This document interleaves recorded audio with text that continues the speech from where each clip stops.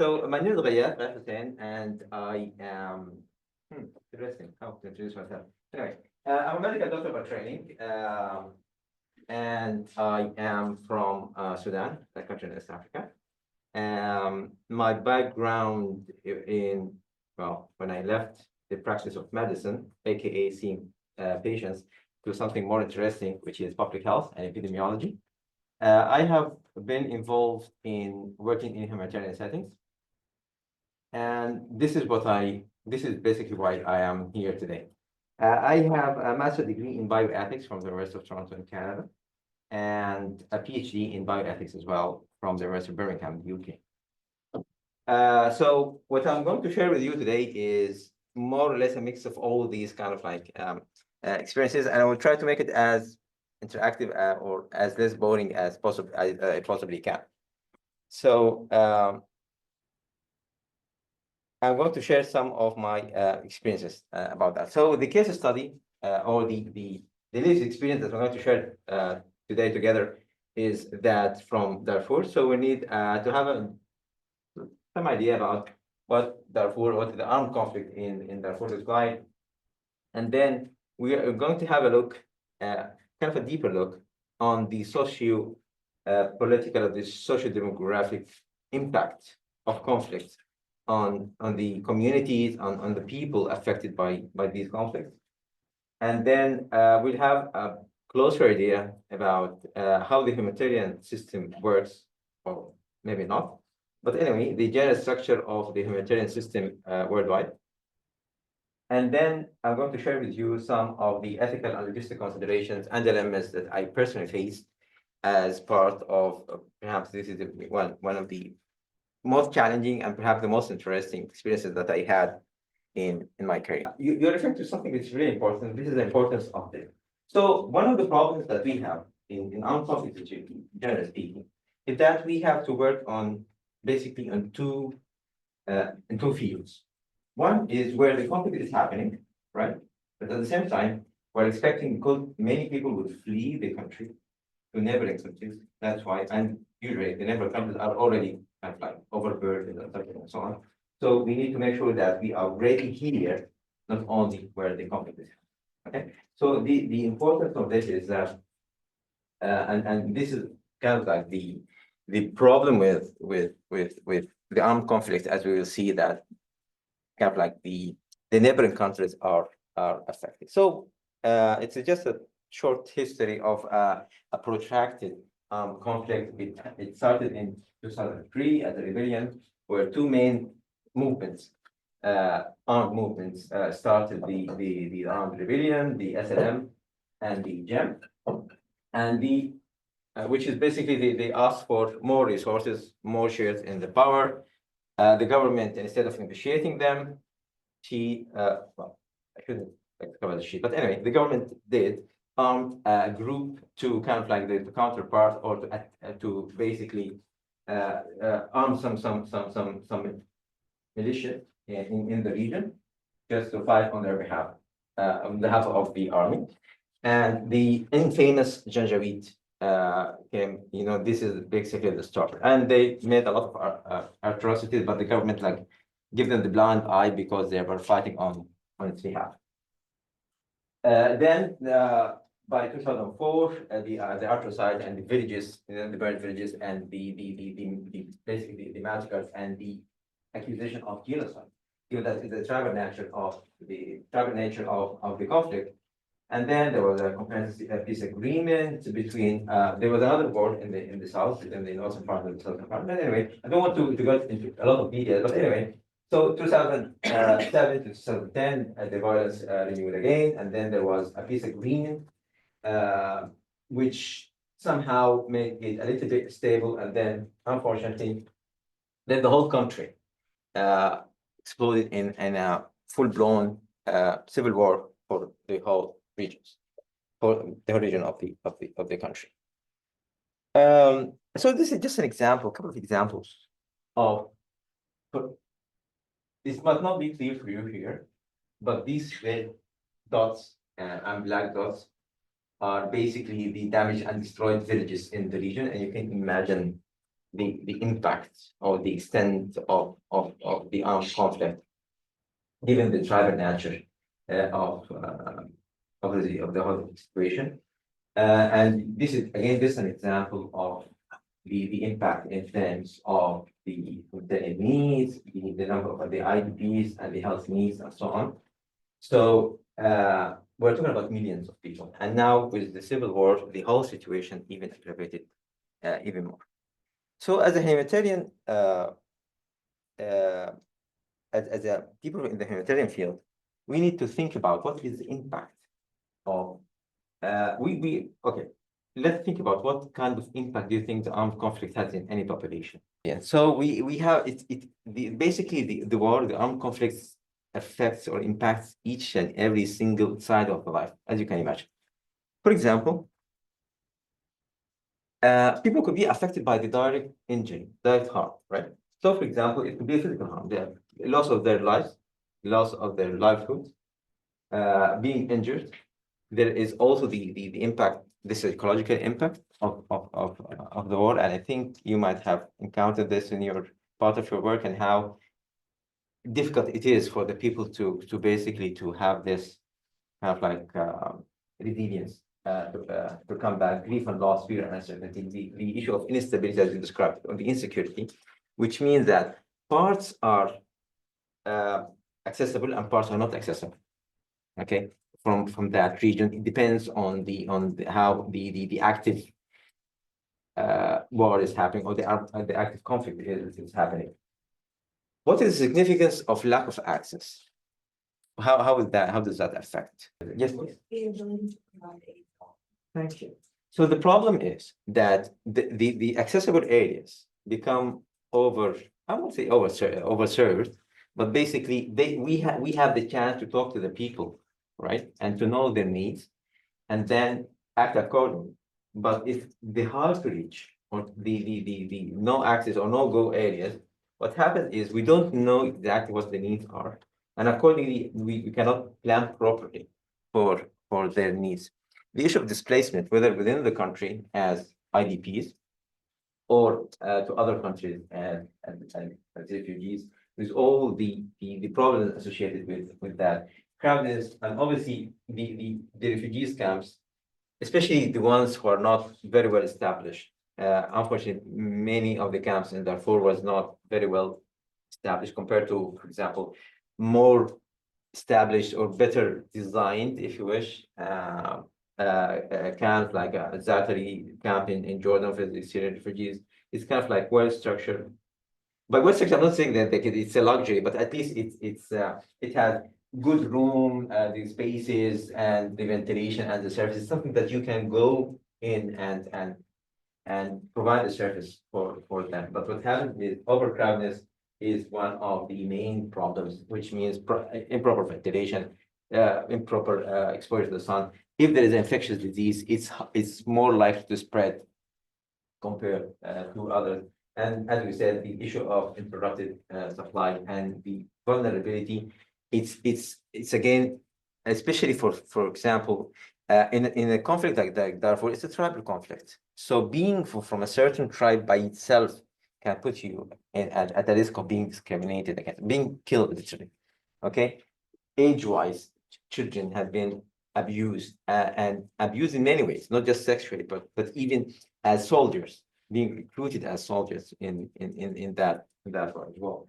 Gender-based violence is common practice, and unfortunately, one of the atrocities happened in Darfur in other conflicts as well, other armed conflicts as well, is that the sex and food were used as weapons, basically, right? Against the people.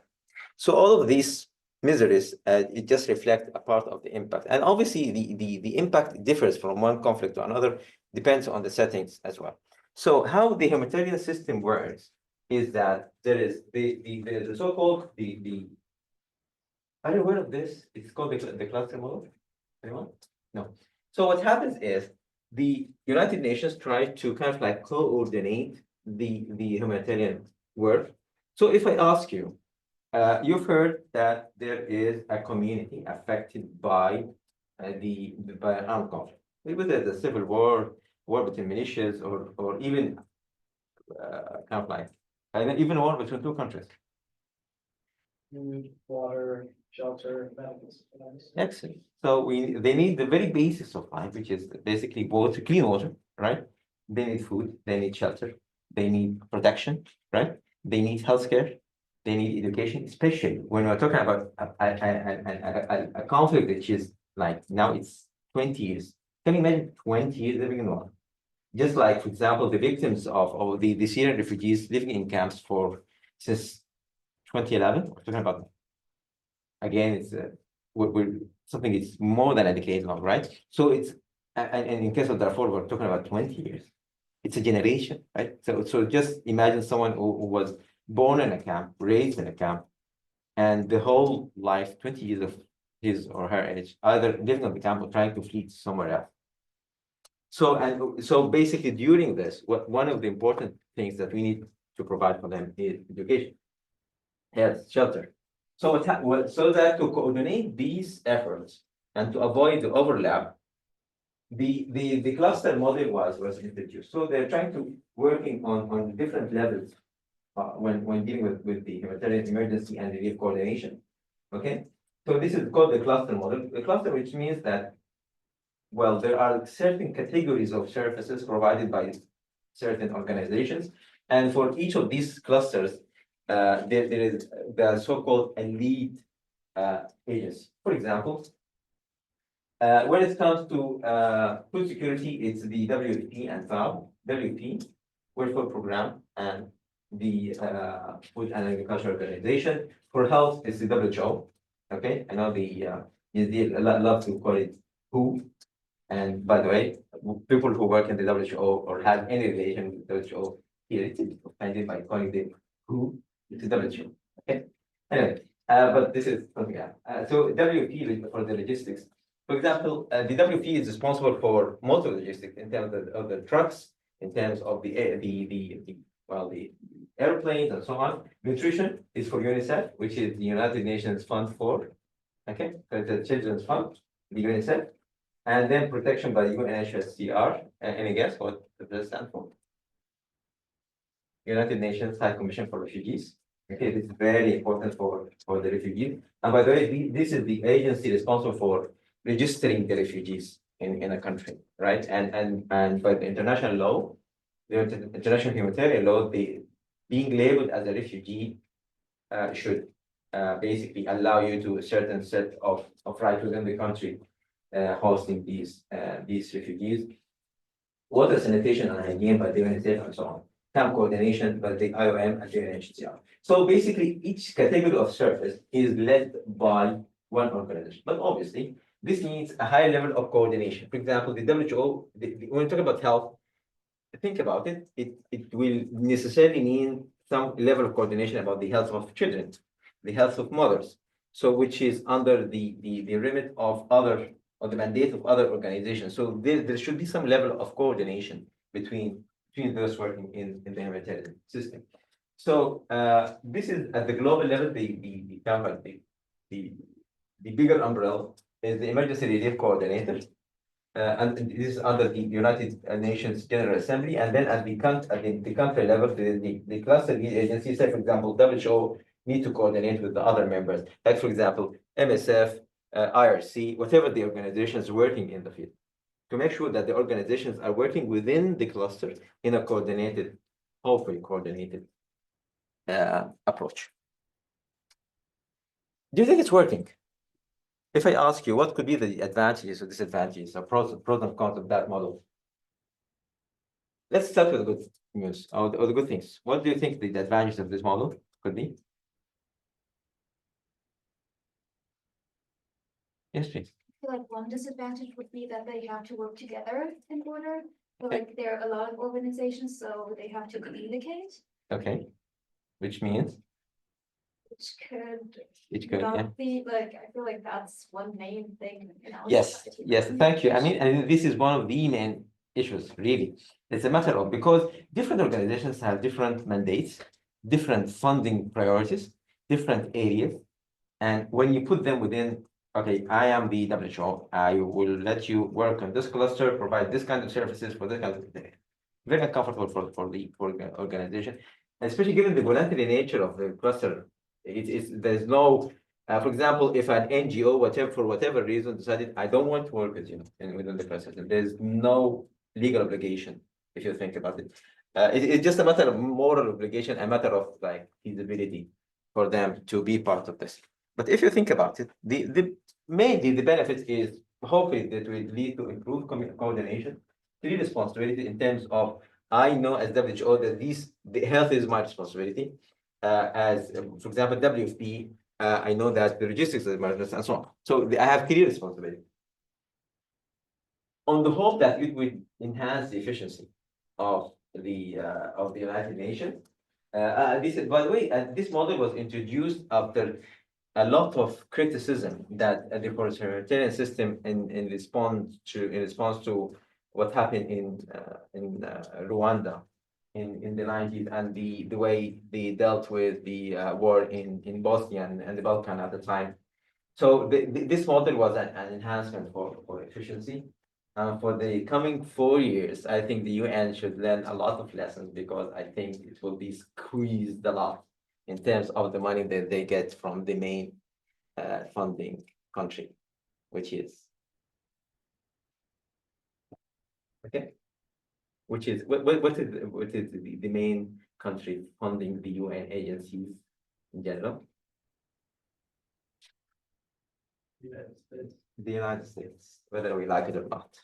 Okay, no offense if there are any US citizens here. Anyway, so but on the other side, obviously, there's the bureaucracy and the red tape in terms of the number of communication, the email, the coordination, and do this, and a lot of forms to be filled and so on, which is kind of like counterintuitive if you think about it, because you need the efficiency and the urgency at the same time. Overlapping mandates, as you said, because this part of the health is under WHO or under UNICEF or under UNFPA, which are different agencies, they have health in their work. And then the kind of like dependency on the lead agency. So, for example, if the lead agency is the WFP, then there will be, okay, we're expecting the WFP is taking most of the work, which is not the idea. If the idea is I am as the lead to coordinate the efforts, not that I will be delegating the tasks or be the person or the agency doing the job. And then issue of flexibility and different priorities and different funding.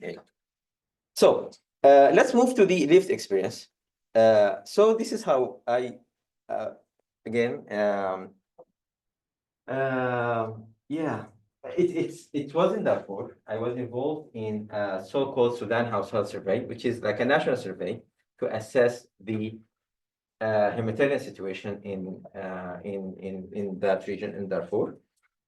One of the main surveys that we conducted was the crude mortality survey, which is basically assessing the the mortality related to the injuries of war. So basically, how many people, in simple terms, how many people died because of being injured in the war, and the morbidity and so on. And we had to do a lot of communications and coordination at that time. So we needed information. So this is kind of the template surveys that we use. I know I have already give you a hint to the answer, but let me ask you the question. What do you think of this?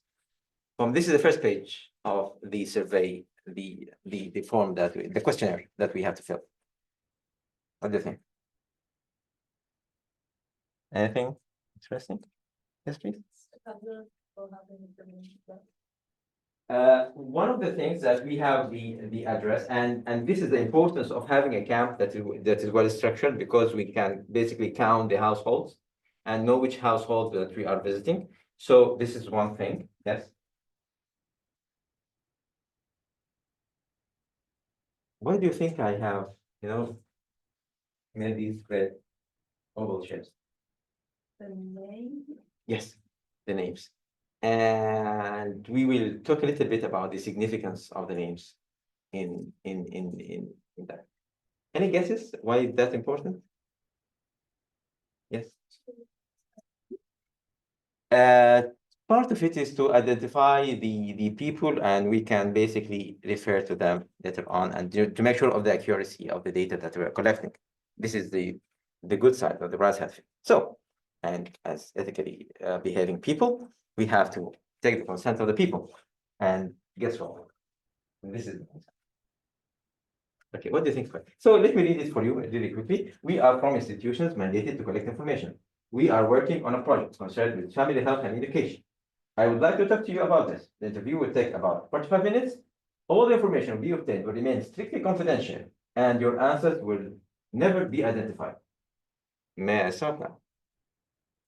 How would you feel if you are the one being giving this content? Yes, please. But is it in English? This is a translation. It will be said in the local language. Yeah. Any other comments apart from being in English? What do you think about it? Yes. I think like, well, it took me a while to learn what like strictly confidential meant, Yeah. like and I've like gone to school since I was like 5 years old, so I think maybe if you didn't have like the same, I think some of the words are a little like, kind of like. I think it also seems very bureaucratic and not individualized to kind of give more personal experience to somebody who's going through a lot. Yeah. And by the way, the survey is like 12 pages long that we have to be filled manually. So basically, we sit next to the lady of the household, the leader of the household, basically, and to ask them these questions one by one until we finish. So what kind of information that are we reading? So basically, this is very, very summarized to the point that it's not even precise, and at points it's not even correct in terms of, for example, I've just shown you the example that we are collecting names. So how does that work well with you will not be identified? Like, what else do I need? I have your name and address, right? So in a way, it's a very, it's just to tick a box that inform the consent.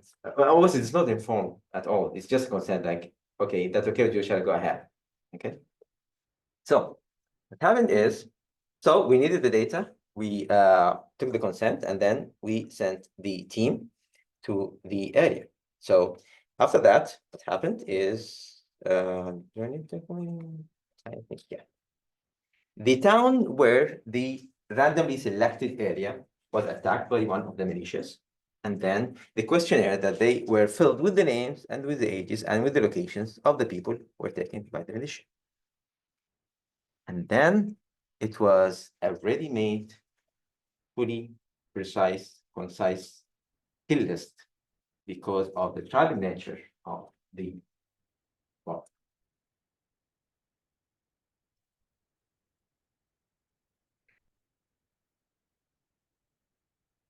Did they know that this might happen in that 3 lines consent?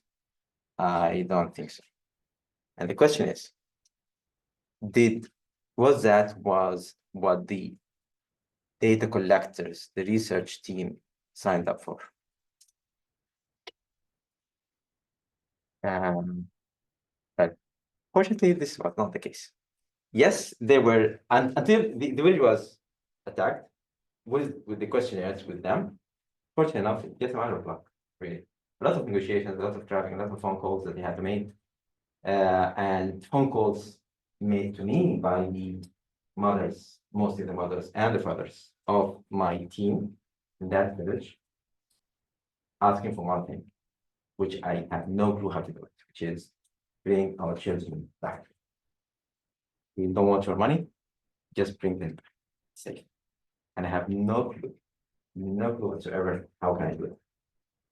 I have zero communication, no network for days, and I had to talk to a lot of people from different aspects. And obviously, we were not allowed at that time to have direct negotiations with the militias. And this is kind of just like an example, an extreme example, but it was really the teaching moment that basically shifted my thinking about surveys. But anyway, we managed to save them, and here they are, and being edited, and the team came back safely.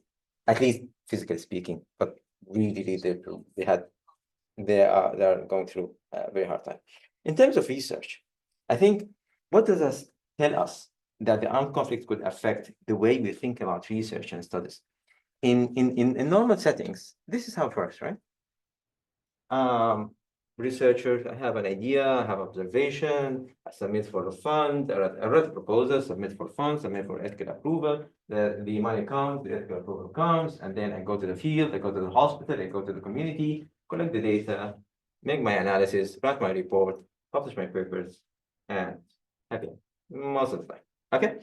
However, it's much more complicated when it comes to the and this is not a review that I published with one of my dear colleagues and mentors, Dr. Khalifa Musharraf. And what we found is we went through the studies that were conducted in Darfur between 2004 and 2012. And the question was, we looked at the reports published about any kind of studies that involve human data or biological samples in Darfur during that period. And the results were, in many ways, disappointing, let's say. I'm not sure if I can read this, but for example, out of the studies, the 13% only mentioned ethical approval, 42% mentioned they had the informed consent of the people. So we're talking about very little. And there was a project that followed that to understand the nature, why this was the case. So as we said, that there is a socio-demographic impact of the work. What does that mean? That means that the whole, the structure of who we are differs. How is that? For example, now I have the right, or I can enjoy my autonomy. I can enjoy the freedom of making my own personal choices, for example, to take part in this study or not. But when it comes to a community what is affected to that extent by the armed conflict, what happens is most of given the hierarchy and the structure, I'm not saying that this is a good thing, but this is the fact of life, is that mostly led by most of the household and the community is led by men, usually the elder men. And most of the men are killed in the war already, which leaves mostly women and children have to deal with the fact that they have to protect themselves, they have to negotiate the services they need, and at the same time, so you can imagine the level of fear and the assumption that any stranger, any foreigner is a threat to our community because they are not sure. Okay. So what happens is there's lots of family members, there's lots of property and fear from the other, which makes them very eccentric and consolidated social units. So we're not dealing with individuals anymore. We're dealing with these units, these communities. They're trying to protect one another and to negotiate for themselves. So what happens in reality is that it's a mixture of all of those. So if we talk about the lived experience, the lived experience of being in a humanitarian setting is that the affected communities are the local bodies, which would include or might not include institutions, the humanitarian work, the United Nations agencies, the international agencies, and the national NGOs, and then the governmental bodies and the armed forces, whether on this side, the side of the army, or the side of the militias, and all of it. And then we have the funding agencies with their priorities and their expectations and so on. And the issue is, one of the main challenges that you can face in a humanitarian setting is you cannot draw the line between what is aid, what is service, and what is research. You collect the data and you provide the service, and at the same time, basically wearing the same hat, to the point that people do not know whether am I a part of a study or are you providing a service to me, clinical service to me. Okay, so this kind of so the clinics and the research and the humanitarian aid are all working together at the same time. Okay, and which with all the challenges associated with that. So as I said, for example, just one example of the ethical issues that we encounter or we can encounter when we are dealing with conducting research or surveys in armed conflicts. It's about now there's a vital role, a central role for the so-called community leaders. This concept might be kind of like unusual, alienated for those who've never been in the southern hemisphere, who've not lived in the southern hemisphere, the southern part of the world, where we have different hierarchy, different societal structure in general. And this is even aggravated more by the fact that the war basically had forced the people to come together under the leadership of the community leader. And they were described in the project that I conducted later on. They were described as the safeguards. They were described as the informants. They were described as the substitute decision makers, because they are the ones who will negotiate with the humanitarian agencies, with the government, with the researchers, if you go as a researcher. So in any capacity you go there, you will be dealing with the community leaders. The concept or the classical, the traditional definition of autonomy, of the consent, it will be dismantled in many ways. If you go to that context, we have to have this level of moral imagination, right? To deal with different models, the restructuring of these societies due to the impact of the armed conflict. Interestingly, also, the community leaders are not necessarily, that old man sitting there in the edge of the camp. Most of the time it is, but sometimes it's a structure. It's a committee made of youth, women, the elder men, and all of the stakeholders in the camp, the refugee camp or the IDPs camp, sitting together and have this level of discussion.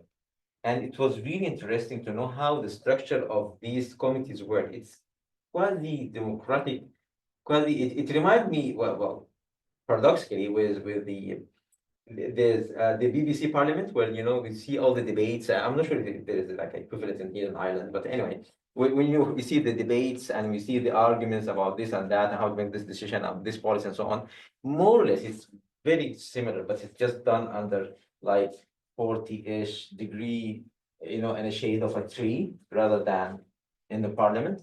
But more or less it's the same structure as well. So and if you go through, if you want to be there as a researcher, what I've learned is that it's not this kind of like neat steps one after the other. It's a different paradigm. First of all, you have to have the humanitarian governance bodies to have access to these communities. And then the governmental department, whether the Department of Security and Intelligence, or representative from the army, or the Minister of Health, whatever the different department that you find yourself to deal with, then the local authorities, and then the community leaders. They are the gatekeepers. If they're not let you in, no one is going to answer your survey or your questionnaire or even to receive your help. For example, so one of the now is, for example, if you want to conduct a survey, even if it's a need assessment, you are there to ask them, what do you need? I'm a humanitarian agency. I'm here to ask you, what do you need, so that I can provide it to you. They will not answer a single question if they cannot see either a green light from the community leader of the camp, or a representative following you, basically, and by the way, they are paid to do that. Okay, they're basically moving with you, with the team, with the data collection team, from household to household, which is within the camp. Otherwise, the doors will not be open. No, nothing will be answered. Okay, even if whatever you try to provide. So the trustworthiness becomes really, really important when it comes to dealing with people, and understandably, right? Because out of the fear and the lack of certainty about where the danger can come from. And then after that, you go, you take the permission of the head of the household, mostly males, and then you can have access to the different, whether to children or to women and so on. So this is kind of like the experience that I have. I would have perhaps, if you have any thoughts or comments or Yes. In situation you're not, when maybe you aren't going to go ahead. It is very challenging, and that's why most of the humanitarian work, you might think that most of the time done by the or expend, spent by the humanitarian agencies is providing, right? Distributing foods and blankets, and unfortunately, it's, I would say, like 40 up to 60% of their time is communication with other stakeholders, with the community leaders, with the government, with the militias, with this group, with that group, with it's 60% of the time is spent on just making emails and phone calls and meetings and meetings and meetings with different stakeholders. So one of the main things that the lesson that I learned have even the hard way is that you need to spare a lot of time ahead of time for your project, whatever your project is. It could be a study, a survey, a research, or even as humanitarian work in whatever the capacity you are. You have to be prepared for kind of like give yourself the time, the needed time for negotiation to meet, to know who are the stakeholders, what is the situation, who is who. And for just give an example, one of the things that I never expected to have is that I have to change the members of the data collection team based on where they are going. For example, two of this team is from this tribe, and given the tribal nature of the conflict, if they go to this area, where the competing or the rival tribe is mostly dominant, if they feel that they could simply killed, they might be killed. And only because, so they have to basically have this like demographic. Okay, this is what's your tribe. Okay, then this tribe. Okay, it's safe to go there, and this is where it's your tribe. It's safe to go there, and so on. Okay. So this is the the one of the main challenges that we need to consider and think about. Okay. Any other thoughts or ideas or questions? No, not yet. Yeah.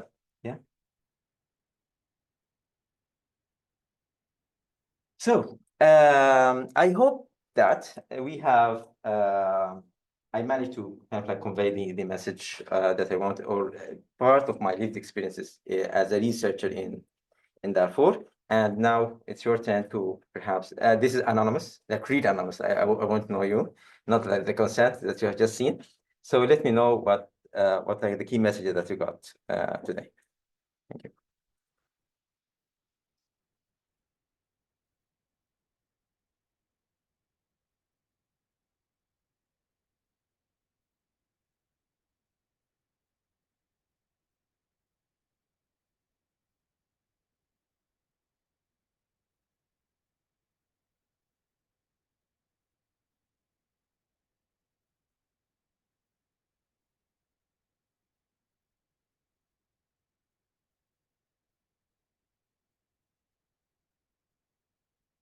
Stop the recording.